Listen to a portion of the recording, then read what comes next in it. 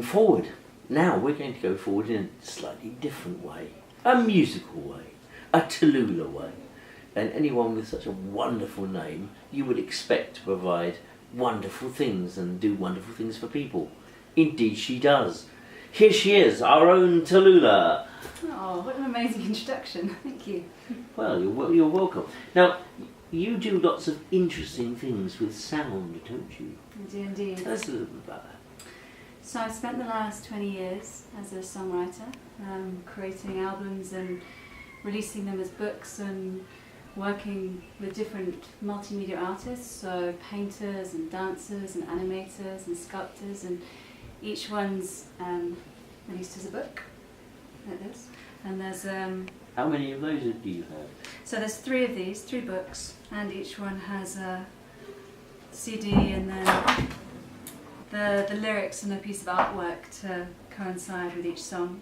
And you know, I grew up in a household full of vinyl. My mum used to run nightclubs in the 60s and 70s and notoriously had Jimi Hendrix play for the first time in the UK when Hey Joe went to #1 in the charts. And so I grew up in this house where there was just vinyl and, you know, great records. So when it came to releasing my own music, I felt really dissatisfied with the idea of a CD. So this idea of books and having something that people could take away with them became really important to me. The concept album. The concept album, exactly. And you're a child of the concept album generation, aren't you? Totally. And so that's been my journey. And when I first went out into the world and approached different record labels and said, look, this is what I want to do, the music industry was just in complete chaos. You know, people weren't buying records anymore, they were just buying downloads, and so no one was interested in the idea of a book. No. So I set up my own record label and I became the first person to crowdfund in the UK. And I crowdfunded each of my albums, and then I set up a booking agency and I toured worldwide, and I basically did what people said that you couldn't do, which was be an artist and make something out of nothing. And in 2011, after touring in Japan, I basically reached my capacity of what it's possible for one human being to do, and I just collapsed in this big massive heap and kind of sent this prayer out to the universe. It was just like, I need something to kind of step into my life. And a Daoist priest landed on my doorstep. And so began my journey into Chinese medicine and Qigong and nutrition, and then sound healing, sound therapy, and becoming a sound practitioner, and journeying into the world of gongs and singing bowls and shamanism, and discovering the ways in which you can use sound to transform and heal and empower. And my mission, my journey has been through my kind of path as a Qigong practitioner, and my passion for sound is to kind of weave together this practice, this way of supporting and facilitating transformation for people through these 2 mediums. So I hold workshops now and I give one-to-one treatments, and I basically hold a space where people can ground, connect to the earth, and then through this connection come into the central channel, the connection between heaven and earth, as we call it in Qigong, and from that place come into the heart. And when you're in that place, you can begin to make some really good decisions for yourself. You become empowered, you can connect to, you know, your creativity. And I suddenly discovered that this kind of path, this also weaves together, and it kind of joined up the dots. Joined up the dots. And whilst this was happening, suddenly this album started coming through, and I really felt that I'd kind of come to the end of my path as a touring musician, and suddenly out popped the liminal. And the liminal is my 4th album, and the liminal translates as the space between reality. So for me, it's the place that you attune to in meditation. It's the place that, as an artist, as a creative, as a painter, as a writer, you attune to when you're tapping into that creative flow. You're in that space, and then boom, out it flows. And so out flowed this album, and it felt lyrically it's totally different to, you know, the Banshee and the Moon, which is the last one, and then sonically it was completely different in its essence, but when it came to recording it, I wanted to produce it in a way where I could bring these 2 worlds together. So I could bring in the gongs and the singing bowls and the shamanic percussion, and sonically the space would hold that essence of healing, of sound, that I do in my sound baths, but I wanted that to be the kind of bedrock, so that then when people listen to it, they're kind of tapping into that space, that sound bath, that sound healing space. So that was the intention, and I met an amazing producer from Berlin. I used to live there, and he stepped into the journey with me, and I recorded more my parts in a year where I was living in Somerset, and I did all my vocals and all the singing bowls and percussion and gongs in this space, and he took it all and kind of pieced it all together and created the electronic beats for the record, and then together we pieced it together, and now we have the liminal.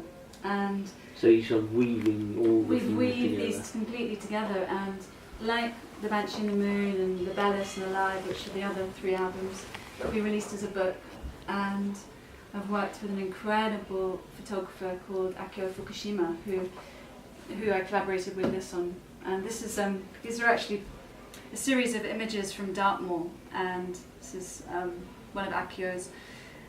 And absolutely beautiful, by the way. He's such a beautiful. He's an amazing photographer, and I feel so grateful that he got in his car after meeting me once and travelled to Devon, where I was living at the time, and spent a couple of days running around the moors with this person that he'd never met for more than like a nanosecond, and took this series of photos. And I have to say there is something very in some of the black and whites. There's something very oriental about the approach to imagery and the trees and the light. Yeah. And I think it shows, and yet he's captured a very English scene at the same time, so it's almost a fusion in him of different cultures coming together to bring you, particularly that picture of you on the swing. I think that's a sensational picture. What was so extraordinary is after we shot this, and you fell off. I felt like, no, we went back into my house, and he was staying in my little studio room, and he came out, he was holding this CD, and he was like, "How do you have this CD?" And I said, "Oh, when I was touring Japan, I toured with this Japanese band, and they gave me a CD." And he was like, "But these are my best friends, and I shot the cover of this album." It was just the most random bit of synchronicity.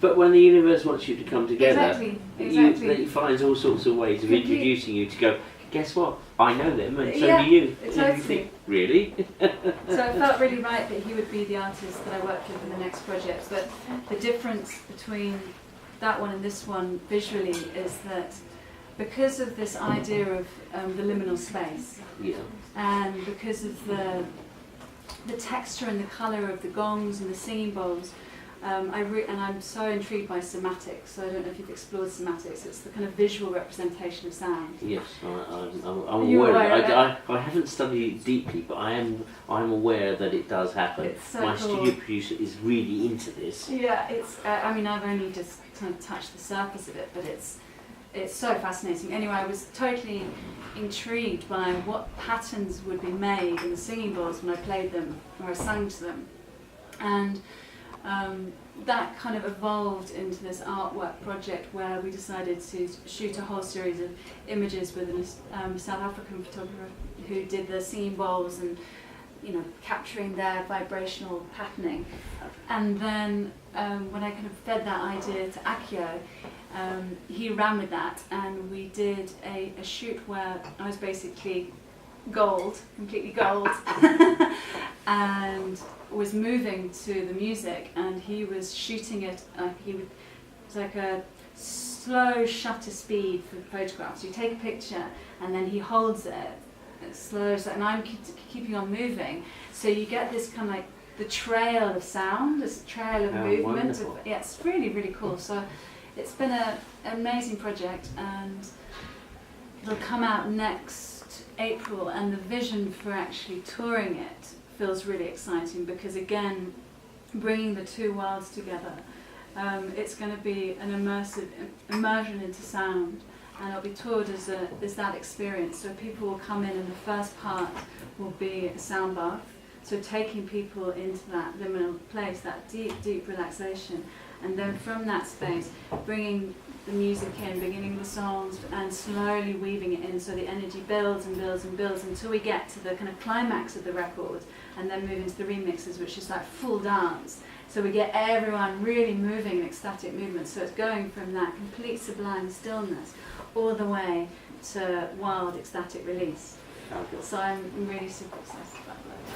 Yes, well, no, you'd never guessed to, are you? Yes, I'm excited about it. She's modestly, a little bit excited. I'm a little bit excited about that. Yeah. Well, you know when you've been, it's your baby. You've been doing it for a long time. I've been doing it for a long time, and it's the best thing you've ever done. So yeah, well, I hope so. How wonderful is that? In this point in time, it's the best place. It's the culmination of all the work that I've done as a being, as a human being. This is it. This is what I'm offering now. Yeah. And in 10 years' time, it will evolve and expanded into something else. But at this point in time, it's like, I'm the idea of being a songwriter that's knocking on doors and saying, "Someone listen to me. Someone listen to me." Or, it's just like, why waste your time? Just create something that's innovatively you. Yeah, and share that. Thankfully you have. Yes. We've met because the universe obviously intended it. Yeah. We will support you and help you launch your concept. Thank you. Because I love the idea of the liminal space that you're talking about, and I was going to ask you, tell us a little bit about when you say liminal, what does it mean to you? Is it what is it?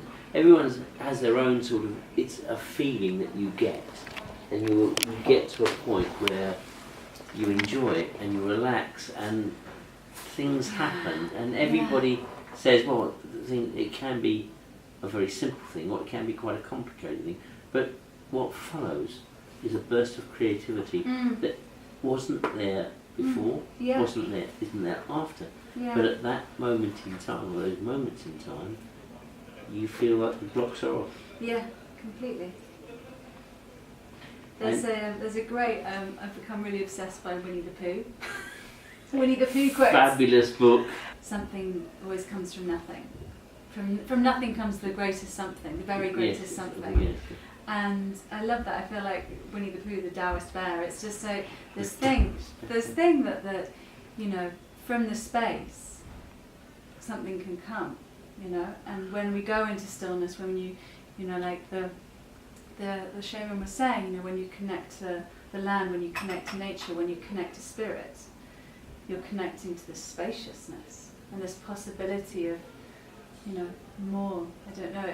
For me, it's like that is the liminal space, that kind of unquantifiable possibility of connection, of spirit, of earth, and we have, as she was saying, we have become so detached from our natural environment. Our lives are so fast. We're so connected to the screens. We're just in this, and our nervous system is completely fried. But when we connect to that, if you can go back to where you came from, let's face it, Mother Earth is the ultimate thing. Yeah. If you can get to the natural, love the trees, love the plants, love the air you breathe, just love the idea of breathing, then automatically things change, and you're not like a burger in 35 seconds. Yeah. Who cares? There's an awareness, yeah. And that compassion. The more that we have compassion for our environment, the more we have compassion for other people. And it's all about a flow of energy, and I think I call it sensuality, because you connect with everything around you when you're feeling sensual, because things are you are a sentient being. Yeah. We feel by sense. When we grew up with the fingers and knees and things, it's how we learn to walk, touch. Yeah. Well, we're all energy. We're all molecular. Yeah. Everything is. It's all energy. And a lot of water. Yeah. So it's deeply fascinating, and I feel like there is so much that we just scratch the surface with. And it's like these ancient shamanic traditions. The fact that sound has been the gateway of healing with the Aboriginals for 40,000 years. It's this. Only a speck in time, it's really. Completely, Yes. But it's this. There's this medicine that is part of the fabric of life that we've somehow got disconnected from, but it's there.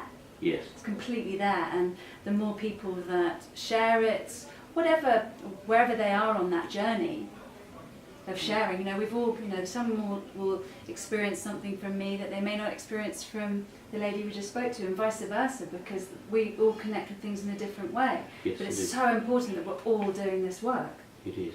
because we're all giving someone that little kind of possibility. Yeah, but also, Tallulah, let's face it, you are giving them a whole lot more because you're interpreting what you think they would enjoy because it works for you, and let's see if they come along and enjoy it with you.